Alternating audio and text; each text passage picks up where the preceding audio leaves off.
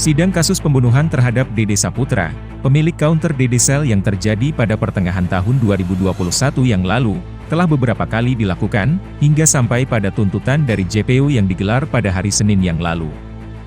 Dari perjalanan panjang sidang tersebut, terdapat banyak sekali fakta persidangan yang terungkap. Namun menurut keluarga dan penasehat hukum terdakwa Syahrial Aswad, tuntutan JPU sangat mengada-ada, dan sangat dipaksakan, dengan tidak mengindahkan dan melihat fakta persidangan yang telah dilalui. Seperti yang disampaikan oleh Nina dan penasehat hukum Syahrial Aswad Endi Mardeni, kepada awak media pada Minggu kemarin. Menurut Endi Mardeni kuasa hukum terdakwa, dari proses penangkapan, penyelidikan, dan penyidikan terhadap kliennya tidak sesuai dengan standar operasional prosedur kepolisian, sesuai dengan Perkap Nomor 8 Tahun 2009, tentang implementasi prinsip dan standar, dalam penyelenggaraan tugas kepolisian. Dikarenakan menyimpang dari etika dan kepatutan, serta berpotensi melanggar HAM. Serta Perkap Nomor 6 Tahun 2019 Pasal 14 tentang penyidikan tindak pidana. Berikan keadilan. Berikan keadilan kepada adik saya. Adik saya tidak bersalah. Bebaskan dia.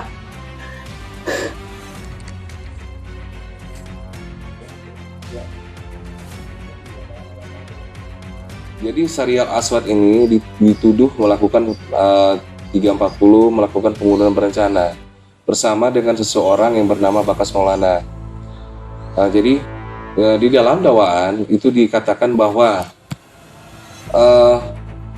Bakas Maulana pada hari Sabtu tanggal 11 Juli 2021 menghubungi Syahrial Aswad melakukan perencanaan. Nah, sedangkan di dalam persidangan tidak dapat dibuktikan. Nah, bahkan handphone Syahrial Aswad pun yang tadi dikatakan perencanaan itu melalui hubungan komunikasi telepon ya, itu teleponnya tidak menjadi alat bukti, tidak disita oleh pihak kepolisian pada waktu itu. Sempat diambil, tetapi dikembalikan. Nah, menurut saya, bagaimana bisa berencana sedangkan dua orang ini tidak saling kenal? Syahrial Aswad tidak mengenal Bakas Maulana dan Bakas Maulana pun tidak mengenal Syahrial Aswad. Bagaimana mereka bisa dikatakan bisa berkomunikasi dan melakukan perencanaan pembunuhan terhadap korban? Nah, jadi di situ pun sudah di fakta persidangan sudah jelas bahwa dua orang ini tidak saling kenal. Ya, kemudian dasar CCTV terkait dengan motor korban ditaruh di Haji Munanatar.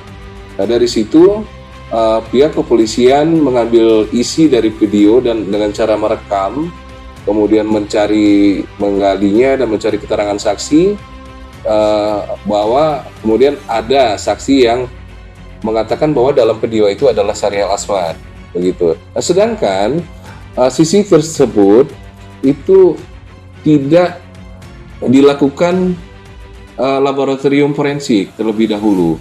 Tidak dilakukan itu karena di persidangan tidak ada. Seharusnya kan ada hasilnya seperti apa. Kemudian ada juga keterangan ahli yang menyatakan bahwa betul di dalam CCTV itu adalah Syahrial Aswad. Dan ini tidak gitu loh. Jadi petunjuk mereka ya, petunjuk CCTV itu kan petunjuk bukan barang bukti. Nah, petunjuk mereka itu tidak bisa menjadi barang bukti di pengadilan dan saya sempat minta diputar. Berkali-kali saya sempat minta diputar CCTV tersebut, bukan videonya ya, tapi CCTV-nya langsung diputar. Dan berkali-kali saya meminta dan akhirnya pada waktu itu jaksa penuntut umum mengatakan bahwa CCTV tersebut rusak. Nah, tapi tetap dijadikan alat bukti ya, tetap dijadikan alat bukti oleh mereka jaksa penuntut umum, begitu. Dan menurut saya karena tidak ada hasil dari laboratorium forensik, tidak ada keterangan ahli, jadi syarat formil dan materialnya tidak terpenuhi, jadi tidak sah barang bukti tersebut.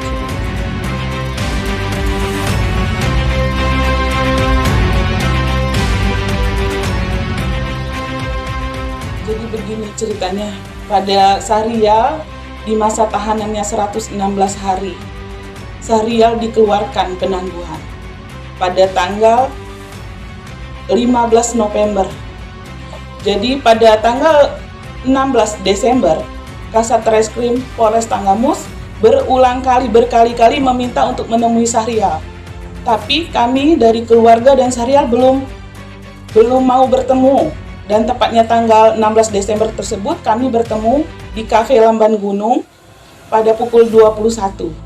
Di sana Kasatreskrim Polres Tanggamus meminta kami untuk tidak menceritakan masalah penangguhan ini kepada siapapun, apalagi kepada keluarga Bakas Maulana, karena Kasatreskrim takut diprapit oleh keluarga Bakas Maulana. Makanya Kasat meminta kami untuk tidak menceritakan kepada siapapun, apalagi kepada media. Waktu itu.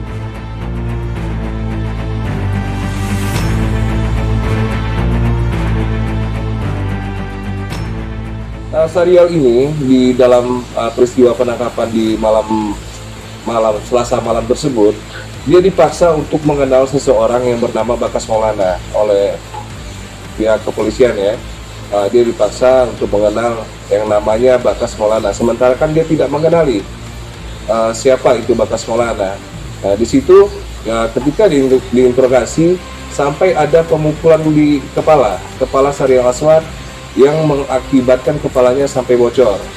Nah, kemudian tidak hanya itu saja, kemudian dia sempat dibawa ke kontrakannya yang di Tanjung Karang ya, di Palapa Durian Payung. Nah, di sana mendapat perlakuan penyiksaan dan penganiayaan karena selalu dipaksa untuk mengenal seseorang yang bernama Bakas Maulana.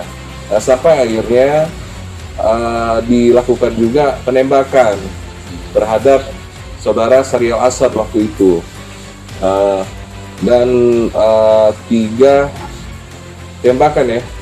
tembakan. Nah itu saya rasa SOP prosedur penangkapan menurut peraturan Kapolri tidak begitu. Nah itu sangat menyalahi kode etik, SOP kode etik.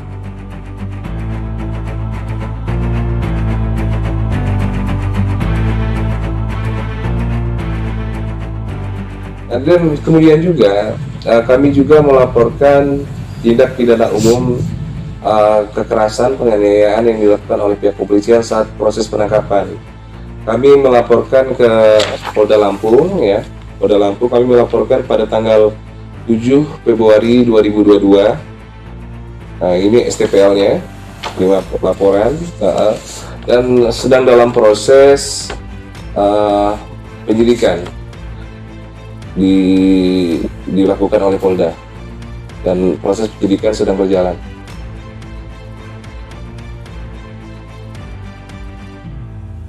Sebelumnya, Jaksa Penuntut Umum dari Kejaksaan Negeri Tanggamus menuntut Majelis Hakim Pengadilan Negeri Kota Agung untuk memutuskan kedua terdakwa, yakni Bakas Maulana dan Syahrial Aswad bersalah, dengan hukuman penjara seumur hidup. Dari Kota Bandar Lampung, Tim Liputan Tegar TV melaporkan. Pengadilan Negeri Kota Agung Tanggamus akan membebaskan Syahrial karena menurut fakta-fakta persidangan Syahrial tidak bersalah. Kami mohon kepada Bapak Pengadilan Negeri Kota Agung Tanggamus, bebaskan Syahrial, berikan keadilan kepada Syahrial.